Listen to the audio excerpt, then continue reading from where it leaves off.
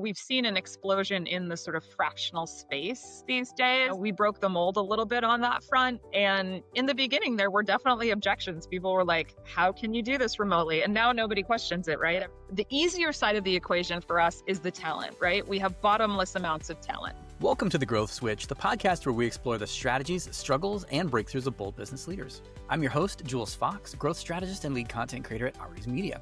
I'm here to uncover how today's top brands are scaling, overcoming challenges, and unlocking sustainable success. Now, for those of you just tuning in, honoree Media helps grow successful brands like yours with comprehensive hands-on support for sales, business development, and performance marketing. Go ahead and drop growth into the comments if you want to learn how to do that.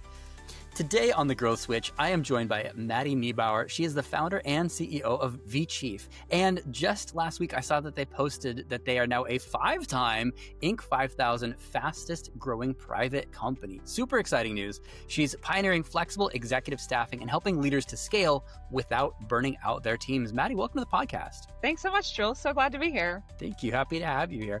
All right. So what is your backstory? How did you get into recruiting? Yeah. So, my career spanned strategic consulting for nonprofits to working for a large nonprofit as a chief of staff. And then my boss there left to start a new nonprofit, and she needed my support, but she didn't need me full time and couldn't afford me full time. And so she asked me to moonlight with her 5 or 10 hours a week. And that was the seed that started VChief. So VChief, when we started, was just fractional chiefs of staff. So if a leader needed a chief of staff, but maybe they only needed one 10 or 20 hours a week, we built a pool of talent that we could staff with clients. And then over time, our clients kept coming to us with other needs. And so we've expanded roles that we offer to include COO, CFO, integrator, HR business partner, associate chief of staff. So now we serve clients in a lot of different ways, and we've really grown exponentially over the years, which is how we ended up on the Inc. 5000 5 times, which we're super proud about. Yeah, and you should be. That is a huge honor. And Yeah. you can tell that.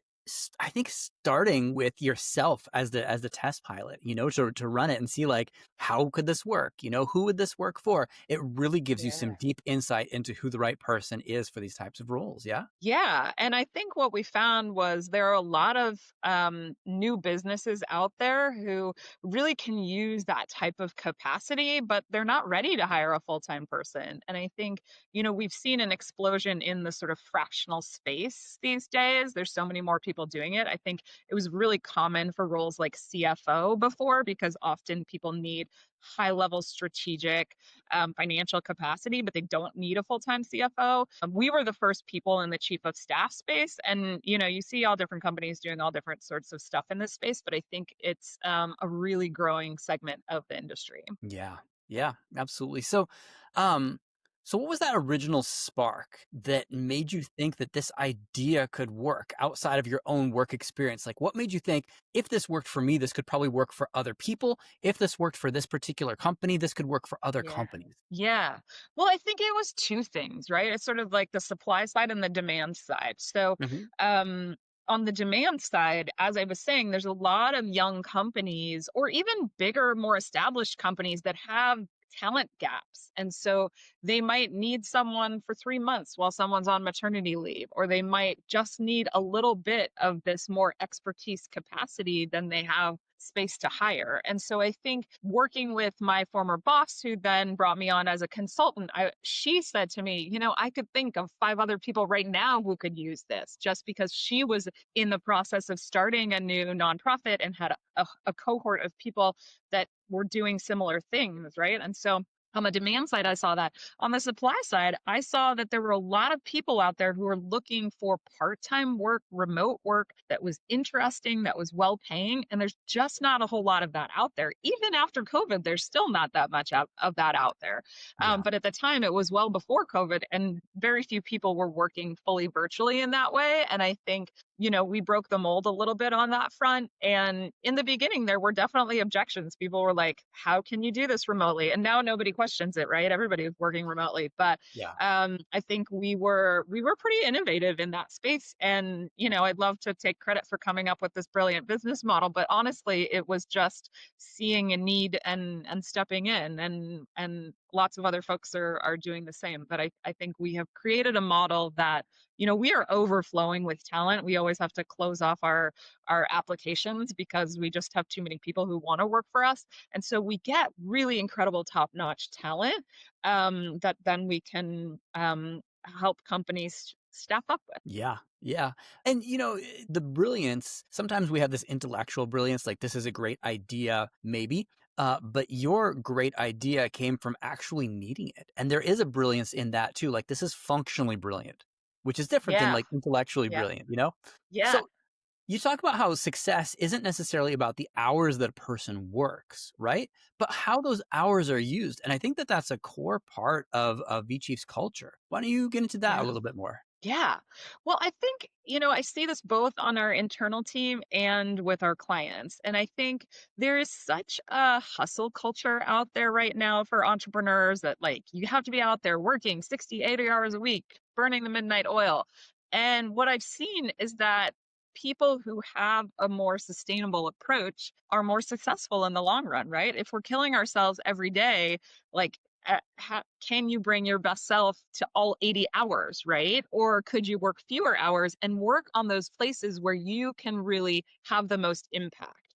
And so as we talk about this with leaders, it's like thinking about how should you prioritize your time and what can we take off your plate to make sure that you're spending your time well? So, as a leader, I need to be out there marketing, talking to folks about the business, bringing on new business, thinking strategically. Do I need to be in the weeds of our HR system or billing and tracking or any number of other things, right? Yeah.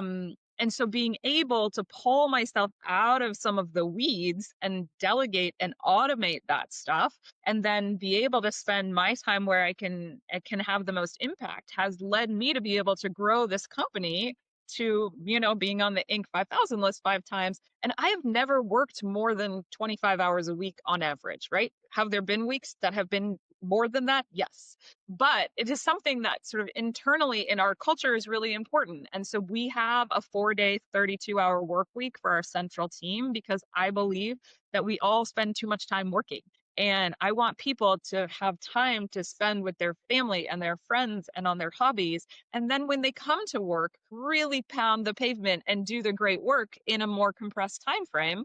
And I think what we do is help our clients do that as well, because we match them with executive talent who can take things off their plate so they can stay focused where they have the most impact.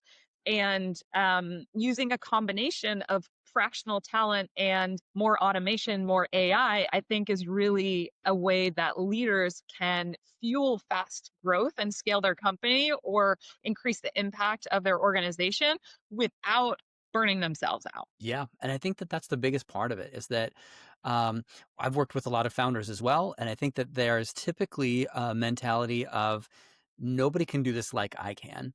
And I think that Yes. that stems from traditional hiring of like, but who would I hire? What intern would I hire to be able to replace me? And it's Yeah. like, well, nobody has to replace you. You're the person who should be doing what you do. But, Right. delegate the weeds so you can grow the roses, right? Exactly. And like we all have a zone of genius where we operate, right? Where we are really good at our job. It is what we need to be focusing on to grow the company. Those are the things that we enjoy doing. Like focus on those things and then let other people take on the other pieces. Yeah. Yeah. Yeah. So, what are some of the commonalities that you've noticed? Because you've worked with many different types of companies, the nonprofits where you Hmm. started it, but even to startups and Fortune 500s. What are Yeah. some of the lessons from those very different worlds? Yeah. Well, I think what's interesting is you see staffing challenges on every size organization, right? Like you might have a single founder who is dealing with the challenges that I talked about of like trying to do it all themselves. And then you might have like a global multinational who has a bunch of people who need to take leave on a regular basis for whatever reason, right? And so Hmm. we can help fill that gap for the individual leader or the big organization when you see staffing turnovers or you see things like maternity leaves or even you have like a big project going on and you don't want to hire someone forever, but you need someone for 6 months to roll out a new HRIS system or build a CRM system or, whatever else. Like, I think we do a really great job of building systems and helping create infrastructure and within organizations and sort of bringing order to chaos. Mhm. And I think you see that chaos in different ways along the cycle of an organization. Yeah.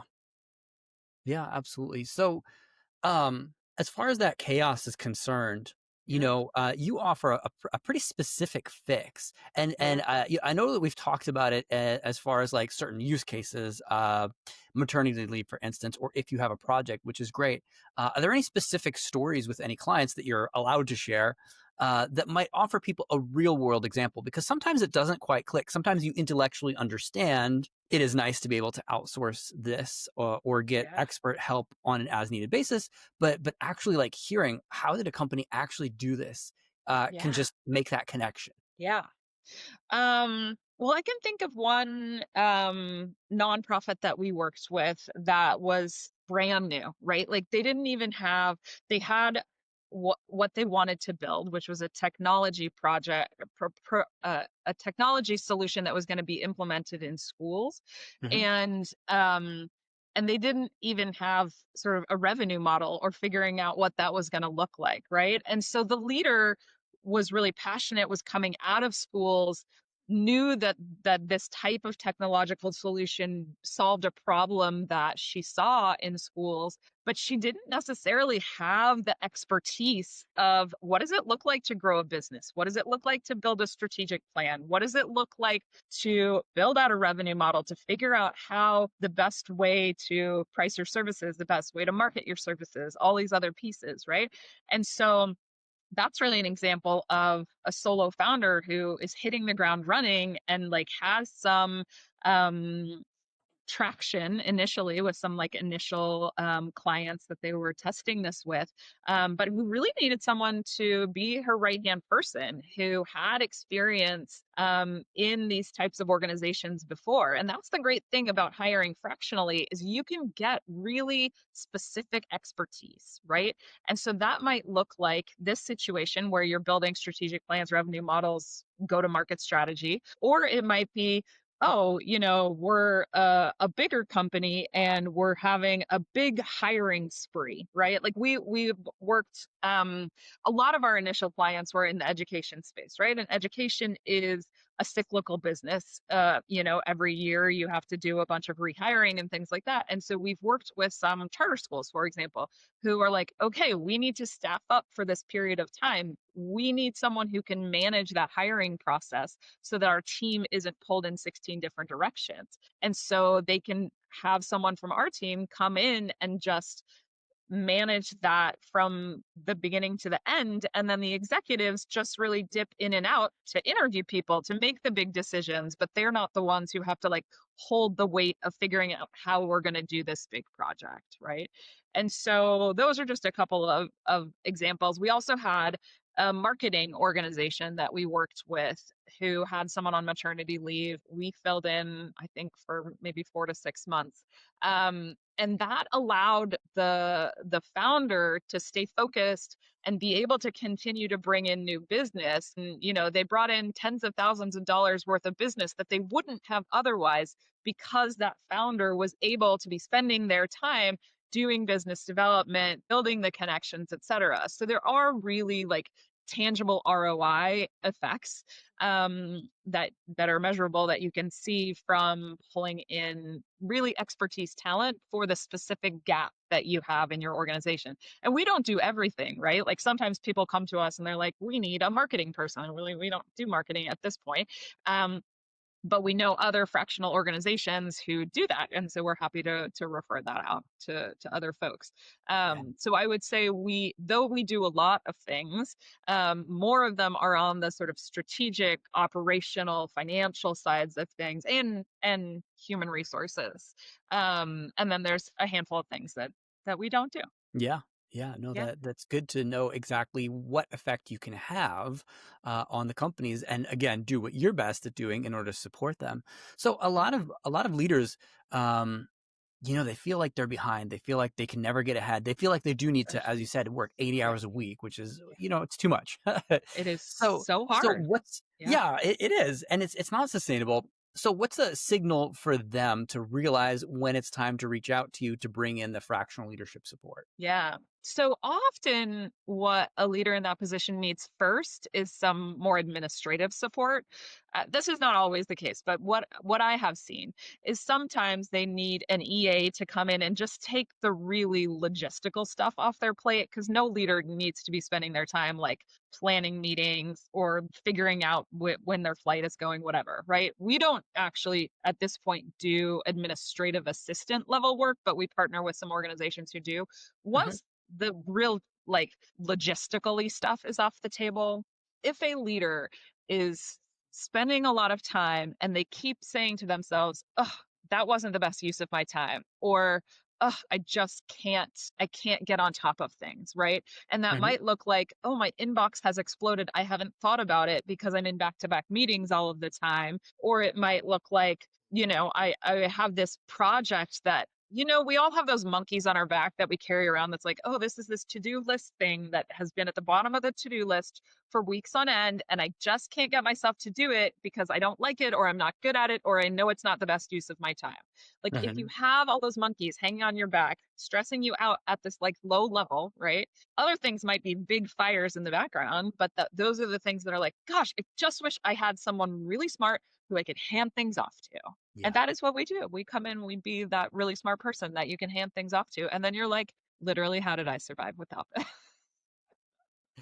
This was absolutely. me 5 years ago. I didn't have a chief of staff myself when I Hmm. started VChief. And I was like, I am a chief of staff. I don't need a chief of staff. And then we just grew so much and I got so busy that my like 25-hour work weeks were turning into 50-hour work weeks. And I was like, this is not the life that I envisioned for myself.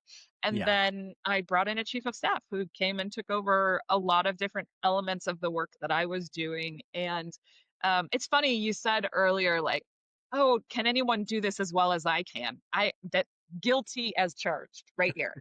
Yeah. All these different, I used to run every aspect of my business for the first few years. Literally, I mean, I had some fractional talent who was helping me with a handful of different things, but eventually I needed to let go of big pieces of my workload. Like I was the person who was matching the clients and consultants. So I did every sale call and every interview. And then I knew everybody and I was like, oh, this is the perfect match. And it's also perfect and white glove and we can put it together. And I know all the things. But you get big enough, you can't do that. Right. And so you Right. need to build teams who actually do this.